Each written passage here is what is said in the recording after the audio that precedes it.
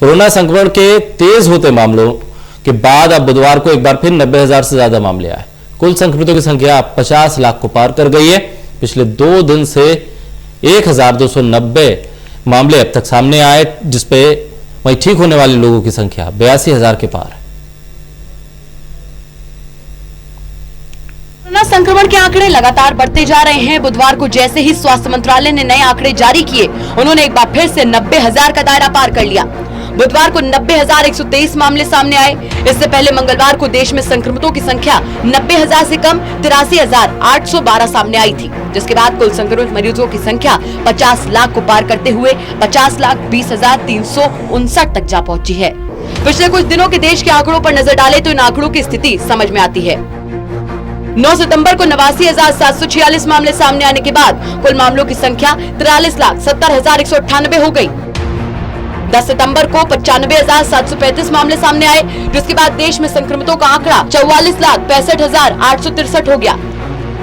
11 सितंबर को 95,551 मामले सामने आए, जिसके बाद संक्रमितों का आंकड़ा 45 लाख की संख्या को पार करते हुए 45,62,414 हो गया। 12 सितंबर को 95,570 मामले सामने आए और संक्रमितों का आंकड़ा 46,59,986 हो गया। 13 सितंबर को 94,372 केस सामने आने के बाद कुल संक्रमितों का आंकड़ा 47,54,356 हो गया। वहीं 14 सितंबर को 92,068 मामले सामने आए, जिसके बाद देश में कुल संक्रमितों की संख्या 48,46,424 हो गई। वहीं 15 सितंबर को 83,812 केस सामने आने के बाद कुल संख्या 49,30,236 हो गई। 16 सितंबर को 90,123 मामले सामने आए, जिसके बाद कुल संक्रमितों का आंकड़ा 50 लाख के आंकड़े को पार करता हुआ 50,20,359 तक जा पहुंचा। ये आंकड़े बता रहे हैं कि लगातार पिछले कई दिनों से 90,000 से ज्यादा मामले देखने को मिल रहे हैं, लेकिन मंगलवार को आंकड़े 80,000 से ज्यादा दर्ज हुए थे, जो बताता है कि टेस्ट बढ़ने के साथ साथ मामलों में भी बढ़ोतरी हो रही है। लेकिन पिछले 4 दिनों के आंकड़े देखें तो वो लगातार हर रोज बढ़कर सामने आ रहे हैं, जिसमें 9 सितंबर को 89,000 और 10 सितंबर को 95,000, 11 सितंबर को 95,000 और 12 सितंबर को 95,000, 13 सितंबर को 94,000, 14 सितंबर को 92,000, 15 सितंबर को 83,000 और 16 सितंबर को एक बार फिर से 90,000 से ज्यादा मामले सामने आए हैं। जिन आंकड़ों ने सबसे ज्यादा चिंता पैदा की है वो है देश में मरने वाले लोगों की संख्या।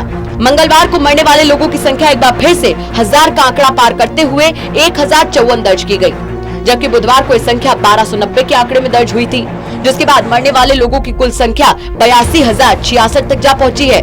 आंकड़े देखने पर पता चलता है कि कैसे मरने वाले लोगों की संख्या का आंकड़ा लगातार बढ़ रहा है। 10 सितंबर को 1172 मौतें दर्ज की गई, जिसके बाद देश में कुल मौतों का आंकड़ा 75,062 हो गया। 11 सितंबर को 1209 लोग कोरोना से जंग हार गए, जिसके बाद मौत का आंकड़ा 76,271 हो गया। 12 सितंबर को 1201 लोगों ने कोरोना के चलते अपनी जान गंवा दी, मौत का आंकड़ा 77,442। 13 सितंबर को 1,114 लोगों ने अपनी जान गंवा दी, जिसके बाद कोरोना से मरने वालों का आंकड़ा देश में 78,586 हो गया। 14 सितंबर को 1136 मौतें दर्ज की गई, जिसके बाद कुल मौत का आंकड़ा 79,722 हो गया। 15 सितंबर को 1,054 मौतें दर्ज की गई और मौत का आंकड़ा 80,000 के आंकड़े को पार करता हुआ 80,776 हो गया। वहीं 16 सितंबर को 1290 मौतें दर्ज की गई और मौत का आंकड़ा 82,066 हो गया। ये आंकड़े बता रहे हैं कि संक्रमितों की संख्या बढ़ने के साथ साथ मरने वाले लोगों की संख्या में इजाफा कतई शुभ संकेत नहीं है। वहीं मृत्यु दर की स्थिति पर नजर डालें तो पता चलता है कि अभी भी भारत की मृत्यु दर दुनिया में सबसे कम बनी हुई है।